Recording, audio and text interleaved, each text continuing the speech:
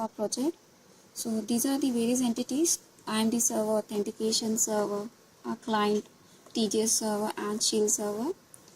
We are using 128-bit AES algorithm for encryption and decryption, and this is the hash function we are using for hashing the password. We are maintaining two databases at authentication server side: database 1 containing username, user key, and the hashed value of the password, and second database containing various user information like location, access, the number of denials, time interval, etc.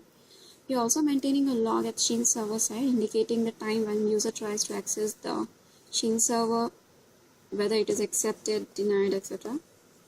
So let's run our code.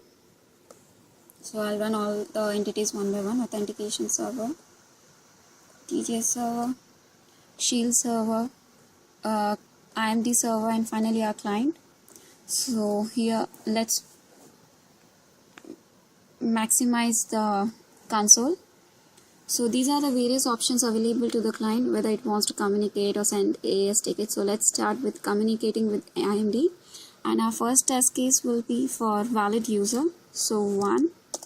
So as you can see, there is an entry called Ajay in our first database, in this database. So we'll use that for test case. Ajay.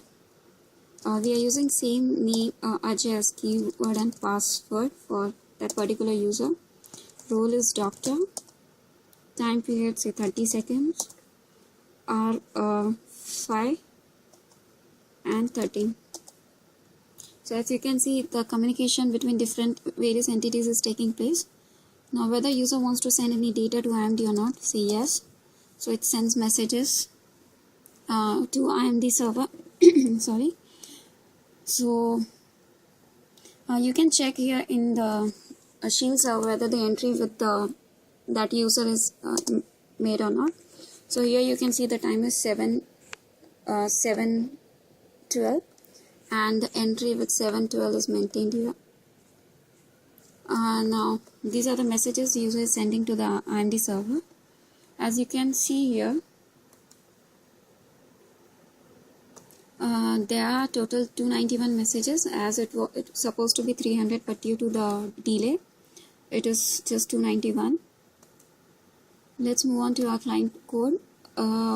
So here this indicates that user sends a communication ticket request to authentication server.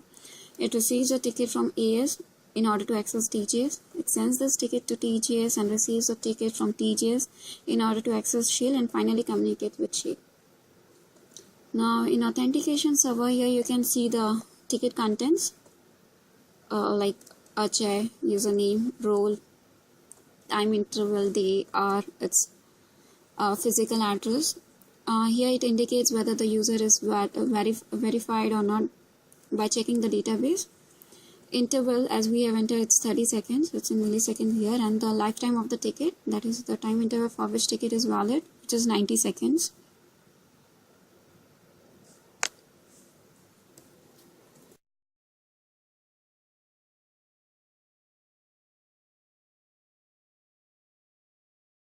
Test case is with invalid username. So let's move on to our client code.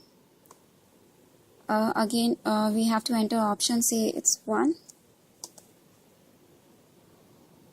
Enter username, so we enter some random name, say this. Say our key is Ajay. We'll enter various the other information here.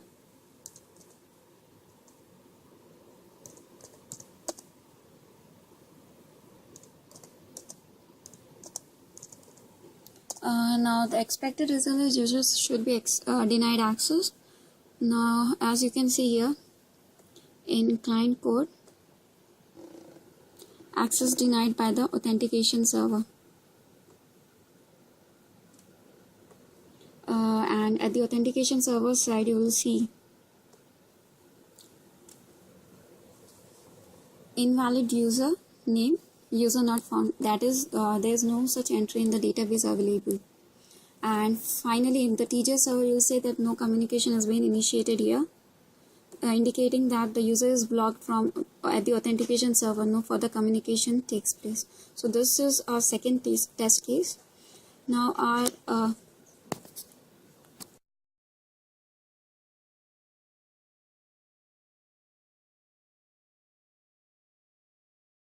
test case, that is sending a delayed ticket, that is once its validity time has been expired. Now there can be two cases sending a delayed ticket to TGS or Shields that works in a similar fashion. So let's try with sending a delayed ticket to Shield. So here first I'm trying to obtain the valid ticket, and similar to test case 1. So here I'm obtaining the ticket from the, say no. Okay, now next step is to insert some delay. We are manually inserting some delay instead of waiting. So say 7, as it says delay ticket to Shield.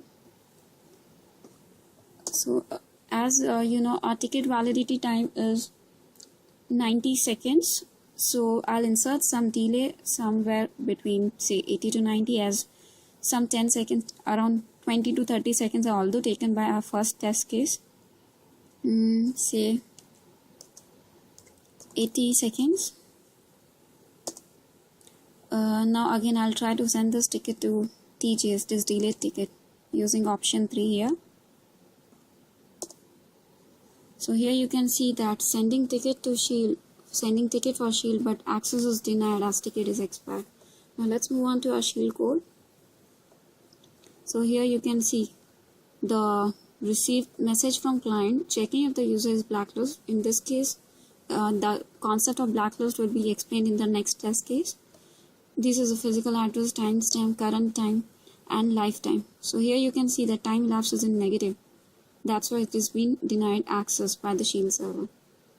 Now let's move on to our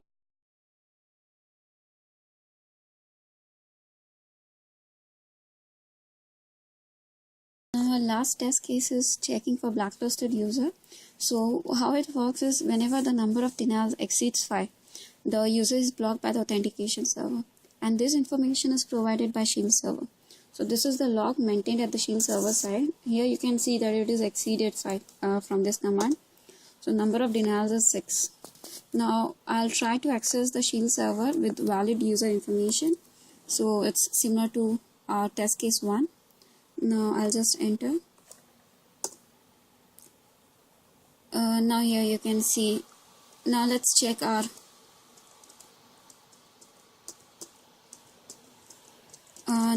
we'll check our IMD user.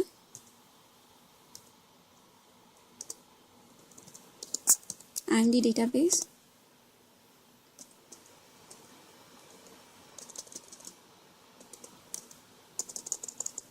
So this is our second database of IMD.